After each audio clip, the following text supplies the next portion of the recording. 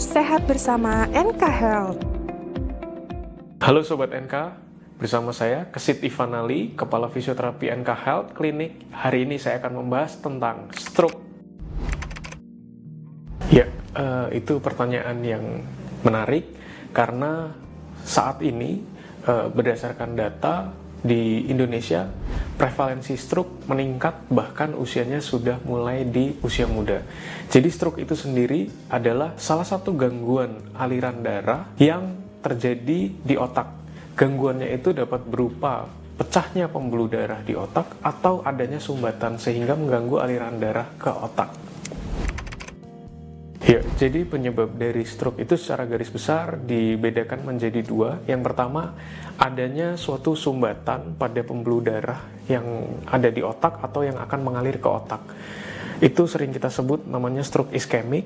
Kemudian ada juga pecahnya pembuluh darah atau kita sering sebut stroke hemorrhagic. Nah, stroke ini disertai oleh beberapa faktor resiko yang dapat meningkatkan terjadinya kemungkinan stroke, yaitu salah satunya hipertensi dan juga adanya plak-plak pada pembuluh darah yang diakibatkan penumpukan lemak. Ya, jadi sebenarnya gejala stroke itu ada banyak.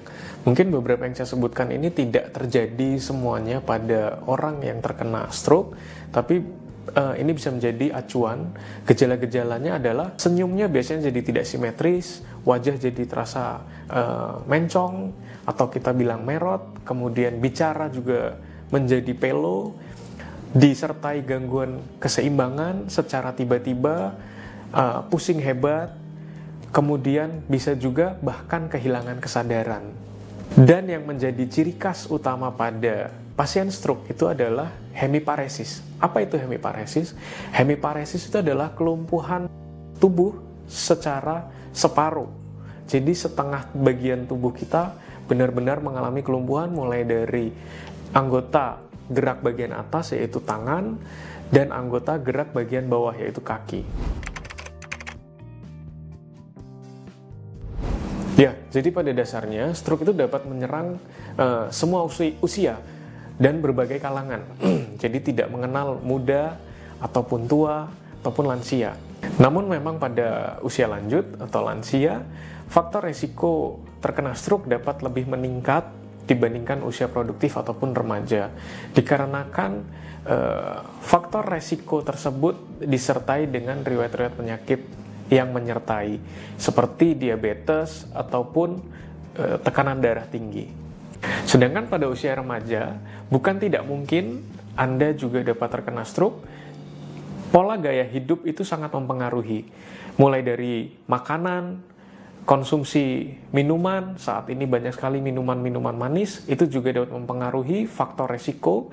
Kemudian kegiatan sehari-hari, biasanya begadang sampai malam, kurang istirahat, stres, kemudian tekanan dalam pekerjaan dan lain sebagainya, itu juga dapat mempengaruhi secara tidak langsung dalam faktor resiko peningkatan terjadinya kondisi stroke. Namun saya pribadi pernah mendapatkan pengalaman klinis seorang anak balita umur di bawah 5 tahun mengalami pecah pembuluh darah dikarenakan adanya gangguan genetik, yaitu pembuluh darah di otak mengalami kerapuhan.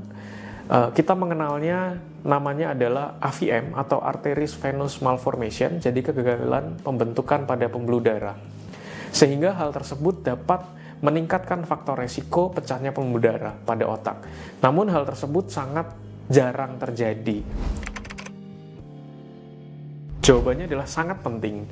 Harus dilakukan penanganan sesegera mungkin, khususnya untuk stroke yang disebabkan adanya penyumbatan pada pembuluh darah. Harus ditangani kurang dari 3 jam atau maksimal 4,5 jam, itu sudah sangat maksimal. Jika tidak segera ditangani, dapat meningkatkan kecacatan dan juga dapat meningkatkan faktor disabilitas secara permanen.